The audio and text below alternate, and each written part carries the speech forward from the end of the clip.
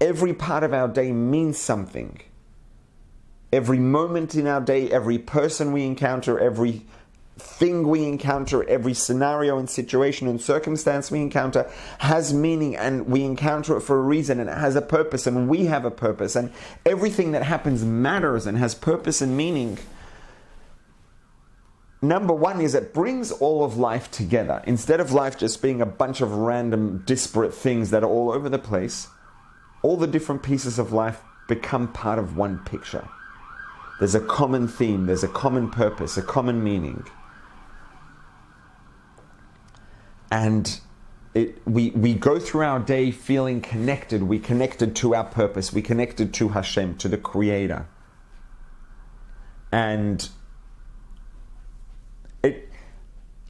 the truth is that to live a life like this takes a lot of work.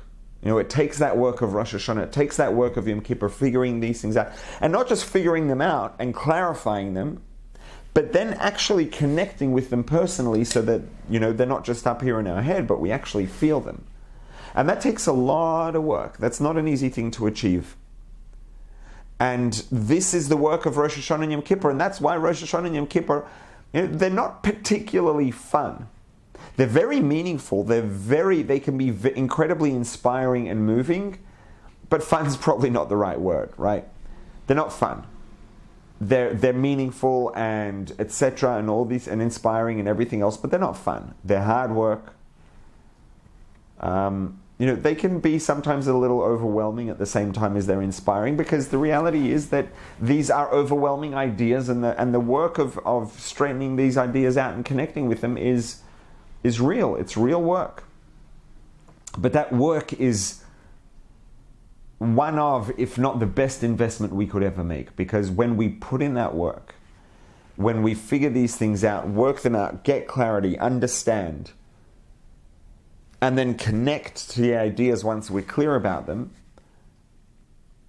the impact that it has on life is, first of all, it impacts every single part of life, because it changes our perspective, it changes the way we see things, it changes the way we experience things. And as a result of that, every single detail in our lives becomes different. Every single detail in our lives, it comes to life, it has meaning and purpose, and it becomes vibrant, and it brings about a complete transformation in our well-being and in the satisfaction that we feel in life. And ultimately, although Rosh Hashanah and Yom Kippur are not what we would call necessarily times that are, you know, fun, ultimately they lead to that sort of behavior in this process, the process of clarifying these things and connecting with these ideas and allowing them to infiltrate our experience and to change the way we feel and the way we see things, ultimately brings more joy than anything else, because it makes everything meaningful. It makes everything a source of joy. It makes everything a source of satisfaction. And so this is, first of all, you know, when it says that the what we achieve on Rosh Hashanah and Yom Kippur through the shofar blowing, through the fasting, through all of this work and development and clarification and connection that we're working on Rosh Hashanah and Yom Kippur, the outcome of that, the profit, the reward, the return, is expressed in Bakesa. It's concealed, and then it's expressed in Sukkot. Because Sukkot is, the theme of Sukkot is joy, it's celebration, it's dancing.